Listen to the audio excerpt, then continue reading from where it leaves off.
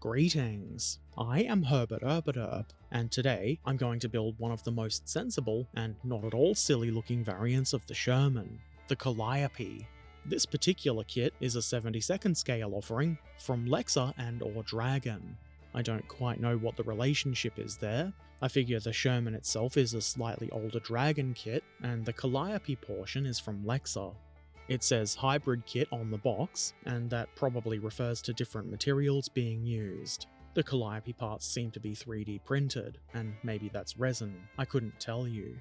I bought this kit because I like weird vehicles, and this definitely qualifies. Also, it was relatively cheap, and I thought it would be fun. Was it fun? I guess you'll have to stick around to find out. Inside the box, there's quite a few bits of plastic, and the box does mention there being over 100 parts. The whole top here wasn't on a sprue, and it looks okay. You can see there's some roughness on the edges that will need to be cleaned up, but the detail looks fairly nice, and there are some weld seams moulded in which seem decent. Ha ha ha. There was, unfortunately, quite a lot of flashing on the parts in this kit. I have definitely seen worse, but there is going to be a fair bit of cleanup here, and it can get kind of annoying on the smaller parts. The stuff on the wheel and sprocket sprue isn't too bad, though of course it will still need a bit of cleanup. The detail overall isn't too bad. It's not super detailed or anything like that, but I would say most non-rivet counters would find it at least acceptable. There are a few small detail pieces, which you can see on this sprue, which is obviously not a bad thing, but you can see how rough some of them look. It's not all bad, but a lot of these parts will take a good chunk of time to clean up before installing. There are a few parts that will be left over. You can see there's a few mantlet choices, and you probably aren't going to be using them all at the same time. I assume that's a result of common sprues used between a few different Sherman kits. A nice and kind of unexpected feature of this kit is that the main gun is slide molded. It's always nice to have a good looking gun that I don't need to drill out. So overall, not the worst sprues I've ever seen, I just wish they were a bit neater. And that's all the Dragon plastic parts. Here's the Lexa parts, which I'm assuming to be resin. If it tells us what they're made of somewhere, I've missed it. This is the frame for the rocket launchers, and you can see it's got a bit of a bend to it.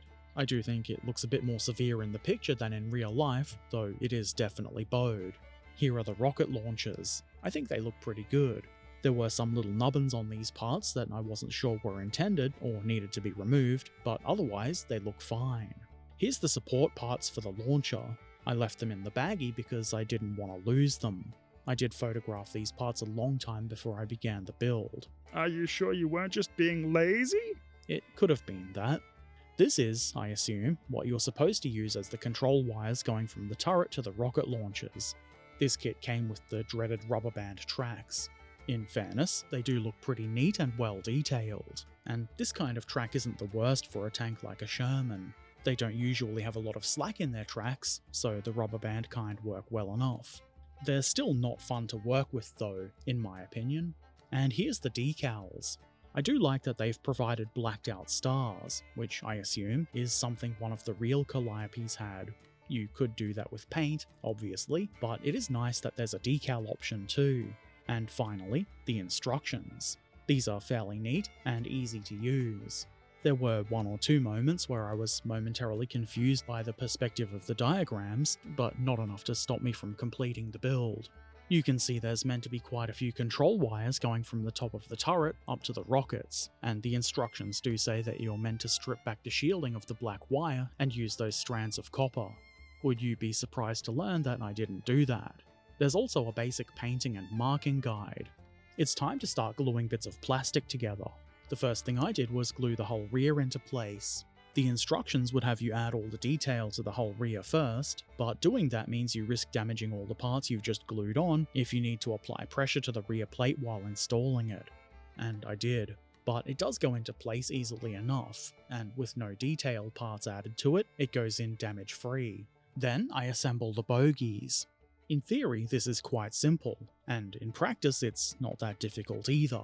The problem though, is that the spring parts that need to be sandwiched in the middle of the two frame parts didn't fit very well, and I ended up trimming them down significantly. I didn't do a very good job videoing that, so you'll just have to imagine what it might look like. Once the inner parts are trimmed, it's not too difficult to get the bogies together. There's only a few parts in each assembly. Why not then glue those onto the hull? It's probably somewhat important to make sure you've got the bogies around the right way.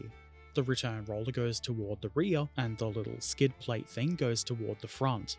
These are keyed, but there is still a bit of play to the parts, so you might have to do some nudging. The idler wheels go on next, and again, you might find a little nudging to get them nice and straight as needed. I follow this by gluing the drive sprockets together.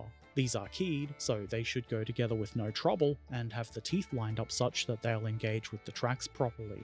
It is a good idea to test fit though, just to be sure. The test showed me that we're not going to have a lot of fun getting the teeth to fully engage with the tracks, but it's not because the teeth are out of alignment. I don't glue the drive sprockets into place just yet because I felt like doing so would make installing the tracks more difficult than it needed to be. I do, however, glue the tracks together. I'm using super glue here, which was annoying, but it did work. Because somebody always says it, I don't have a way to melt the tracks, and at 72nd scale, staples are huge and ugly. Also, I don't have a stapler, so super glue it is. I join the tracks together as best I can, and then I glue the transmission casing into place. It fits reasonably as long as you've cleaned it up, though again, a bit of pressure was needed. There is a bit of a gap at the sides, but that's probably going to be hidden by drive sprockets, so I wasn't too concerned. Now, it's time to endure the fun of rubber band tracks. As long as they stay together, it seemed like a good way to do this was to put the tracks onto the drive sprocket and then stretch them over the rest of the running gear. That did work pretty well, and it looks okay pretty much everywhere except the front, where the tracks don't really fit the drive sprockets very well. The center of the track kind of bends inward. I kajiggered it for a long while, and got it to look passable, though unfortunately, through handling the model for the rest of the build, they kind of unkajiggered and started looking bad again. I could waste hours trying to make them look better, or I could move on, and because the tracks were at least staying on the model, I chose to move on. Next, I glue this vent part to whatever this flat brackety looking thing is. It goes on the rear of the hull, but before installing that, it's probably not a bad idea to install the details that I didn't put on before installing the plate, like the mount for the towing hitch, which simply drops into the two little slots intended for it. Then, the intersections of the idler wheel holdy part, which is the technical term. They weren't too difficult to put on, though tweezers did help. The exhausts were also fairly simple, though they did require a bit more nudging to get them into the correct position. And onto the towing hitch mount, the towing hitch. Wild, I know. Then I install the vent thing we put together just before. There isn't a lot to guide this, but I think I got it in the right place. It should hang down and cover a lot of the rear plate details I just added, and it's probably obvious why those details would go on before the vent. Before installing the upper hull, the instructions tell us to drill some holes, so I did. There's a couple of likely drilling points, but I only drilled where the instructions seem to want. However, you'll see later that one of them doesn't actually seem to be needed. Unwanted holes aren't hard to fill, so it shouldn't be a problem. I then tried to install the hull top, and found that it didn't play very well with the vent and rear of the lower hull. I did a bit of clipping and cutting, and eventually I was able to get the hull together in what appears to be the right way. It was at this point I started thinking, maybe this isn't the highest quality kit. Oh well, I kept going anyway. There are two different hatches for the hull. I used the ones with the vision device already molded into it, which I don't think the instructions wanted me to do, but I didn't care. What are they gonna do? These weren't hard to install and they look fine, so even if it is the wrong part, it worked anyway. Then, the travel lock for the gun. I wasn't 100% sure if I had this the right way around or not, but it did sit on the hull much easier around the way I put it on, so that's what I went with. I follow that with the hull machine gun, and you might say, Surely it would be easier if you put the gun on after that strip that goes above the transmission casing, Herbert. And you're right, it would have been. I add some small headlamps next, which are obviously fiddly owing to their small size. I did get them on though, probably somewhere close to the correct position too. Wow. This little thing, which still looks pretty bad, even though I did clean it up as best I could, is a vision device cover that goes on the hatches. Again, it's small, so it's fiddly, but I did manage to get them into place, and if you don't look too closely, they look okay.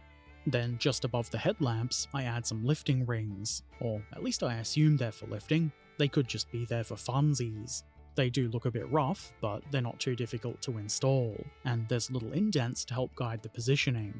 Now it's time to fill that huge gap on the front of the hull with this part that I broke. I wasn't doing anything even remotely crazy or weird with it. I bumped it against my finger, and it broke. I guess the plastic in this kit is not the strongest.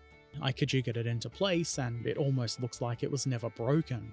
I then add this. I think this is a siren or a klaxon or whatever you want to call it. Small, fiddly, but not too hard to put on. The annoying bit is this brush guard that protects it. Not only was it fiddly to get into place, but it needed a lot of cleanup, and because it's kind of delicate, there's a good chance it'll break while you're cleaning it up. And despite the fact that it's thin and delicate, it is still too big and chonky, so it's never going to look all that convincing. The brush guards that protect the headlamps were a lot easier to install, and I think they look a bit better too. They are still a bit too chonky, but really, that's fine. You kind of expect it in this scale anyway. On the rear of the hull, I add this engine starting crank. This was a surprisingly neat part. It looks kind of nice, so I immediately hide it behind this shelf thing, which also looks pretty decent. I guess you could get away with omitting the starting crank if you wanted, because it's barely visible, and you could save yourself maybe 2 valuable seconds by not installing it. You could also add some stowage to that shelf. I didn't add any because I didn't have any to add. I did add this shovel though, and as you can probably see, this is where I drilled those holes earlier on. The mounting pins on the shovel don't line up with the holes on the hull though. I positioned the shovel where it looks like it should be, and left a hole. It can be filled in later. It's not really a problem. On the underside of the rear shelf thing, I add this set of rods. There are some tiny little guide pins for this, which help a tiny little bit. On either side of the shelf, there's a rack of spare track links. There's no keying for these, but it isn't hard to eyeball a suitable position. Time for some more tiny bits. The rear lights, which despite their small size, were surprisingly easy to get into position. They have brush guards of course, and it was actually a bit more fiddly to get these into place than the lights. The one on the right side gave me the most trouble, and didn't seem to want to fit into its mounting holes. Just forward of those, we have some more lifting rings. They're small, so they're fiddly, but not the worst thing I've encountered.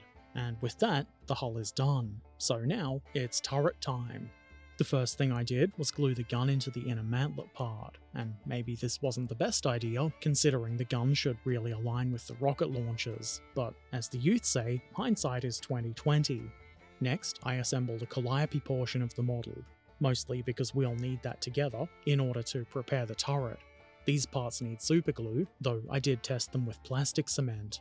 It didn't work. You can also see that once the larger section of rocket launchers was on, that there wasn't too much of a curve left in the frame. Also, I didn't pay enough attention and missed that I was supposed to remove those central bars in the support bracket. You can see they are still there, while I install the smaller sections of launchers. They're not hurting anything though, as best I can tell, and because I didn't feel like pulling the parts apart, I just left them in there. I then glued the support arms on. These are nice looking single parts that are pretty simple to glue into place, though you may have to kajigger them a bit so they're not leaning over at some weird angle.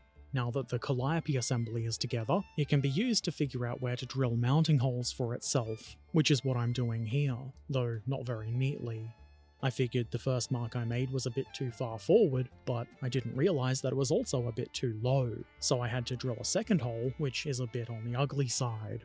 I spent a bit of time figuring out where to drill the hole on the right side of the turret, and I think I got that one right first go. Why did I have to spend so much time figuring that out? Because there are no guides of any kind to help you. And to be fair, when Dragon was designing this Sherman kit, they probably weren't anticipating a Calliope version being sort of shoehorned onto the kit, though it would have been nice if Lexa included a jig or something like that. I think I got the holes in close enough to the right place, so I take the Calliope off again and start adding turret details, like this thing that goes around the opening at the front of the turret and doesn't actually seem like it fits properly. Fantastic! I glued it into what looked to be the neatest, least obvious position, hoping it wouldn't stand out too badly. I didn't feel like it was really worth spending too much time fiddling with it. I then glue the upper and lower parts of the turret together. This took a lot of cleanup and still didn't end up looking all that good. There's already a few holes that are going to need filling, so what's a little bit more putty work? You can probably see a guide hole has been formed between the two turret halves, and after I glue this hatch into place, which is pretty simple, we'll see that those holes are for these little lift rings. There should actually be 2 holes for them, but there isn't. I guess one is better than none though, and I still got them into place reasonably neatly. The commander's cupola goes on next. It doesn't really look very cupola-like, so maybe it's just a hatch ring. I don't know. Whatever it's called, it's simple enough to put on. There's a nubbin that should go toward the front. I then install the 2 halves of the hatch. The left half has a kind of lip that goes over the right. Unfortunately, that's where Dragon chose to put the sprue gates, which made cleaning up the parts that little bit more annoying and time-consuming. But eventually, they're in place, and we can install vision devices. There's a bit of keying in the openings for these, which seems like it's meant to stop them from falling all the way into the holes and from being turned too far to either side. I mistook that for flash in the left vision device hole, which made it a little bit harder to install, so maybe try not to do that. The little oval-shaped hole on the right side is also filled with a vision device. This one needed a fair bit of pressure before it would sit neatly in place. I then realised I would have to drill another hole, this time for an antenna mount, again with no guide. I guessed at the position, and it's not quite right. I decided it was good enough, so I didn't drill a second hole. Again, a jig or something might have been nice. I didn't glue the antenna into place just yet, because there's still plastic details to add, like this lift ring. There's a couple of indents to help guide the positioning of this. All of the turret vision devices get a little cover, which, while being small and therefore fiddly, weren't all that hard to get into place. You just have to nudge them around until they're in the right place, and then add some glue. The main gun comes next. It goes pretty much exactly where you would expect it to go. There isn't really any keying, though you can use the ring around the opening to eyeball the fit. That ring still doesn't look like it's quite fitting right, but I figure that's just how the kit goes together, so that's how it's going to be. I'm not going to spend hours messing with it. After all, this is a how the kit goes together video, and not a how to modify and improve the kit video. Anyway, the outer mantlet part goes on next, and this seemed to be the one the instructions wanted, which is good because it's the one I wanted to use too. I feel like it kind of helps to distract from the parts underneath it, makes it look a bit better. And unless I've missed something, which is a distinct possibility, that's all the plastic parts glued. Time to add the Calliope bits, so I bust out the superglue again and attach the antenna mount. It should be a little bit further forward, but I figure this is a modification rather than a factory standard part, so maybe this one was just done a little bit different. The reality though is of course that I just didn't really feel like drilling another hole. Then I add the rocket system. There's only a couple of contact points for this, so it's probably going to be very easy to break, so it might be a good idea to be careful when handling this. Obviously there is going to be some cleanup and putty work to do, but at least the launcher looks like it's in the right place. I then add the final piece, the elevation control rod thing for the rocket system that goes over the tank's gun barrel, and it doesn't contact the launcher frame. This is because the gun needs to be at the correct elevation. And because this kit was designed without the Calliope in mind, there's nothing to guide the parts, so they'd be at the correct elevation. The instructions, which were designed with the Calliope in mind, don't seem to mention anything about it, so you're just meant to know that you need the gun at a specific elevation, and what that elevation will be. Or, I guess, you could put the gun together without gluing it solidly in place. Again, hindsight is 20/20. You can only really see that the bar doesn't contact the frame from the front at a low angle, and from pretty much any other angle it looks fine. The turret is held onto the hull with a simple locking tab mechanism, which fortunately didn't require too much pressure, which means there's less risk of dislodging the rocket launchers, which wouldn't be ideal. And that's it. The Sherman Calliope in 72nd scale from Lexa and Dragon, or is that Dragon and Lexa? Anyway, it's completed. I really enjoy weird stuff like the Calliope, and this model, well, it's not horrible, but I don't think it's the best either. I feel like there are probably better options out there, most likely in larger scales, but it's okay, and it's definitely better than the Airfix Calliope that I built about 100 years ago, and I'm sure with a little bit of extra work and some paint, it'll look perfectly fine. The Dragon parts of this kit, which is most of it, did require a lot of cleanup. and a lot of those parts are still kind of messy, even after doing the best I could with cleanup. The Calliope parts were a lot neater, and I guess with that being kind of a focal point, that's probably a good thing. It might help distract from the rest of the tank a bit. It's certainly not the worst kit I've ever seen, but if you're looking for a really nice Calliope, you might look elsewhere. I don't know where exactly, and if you know of a really good Calliope kit, let me know in the comments below. I'm not going to run out and buy it right away, but I would like a really good model of one of these ridiculous looking machines. If you have any questions or comments, feel free to put them in the comment section below. If you'd like to watch me build kits like this one live, come check out one of my streams. I've recently been streaming on YouTube in addition to Twitch, so come hang out next time I'm live. Subscribe if you want to see more, support on Patreon or Ko-fi if you're able, and check out the links in the description. Take care of yourselves, be excellent to each other, and thanks for watching. Farewell.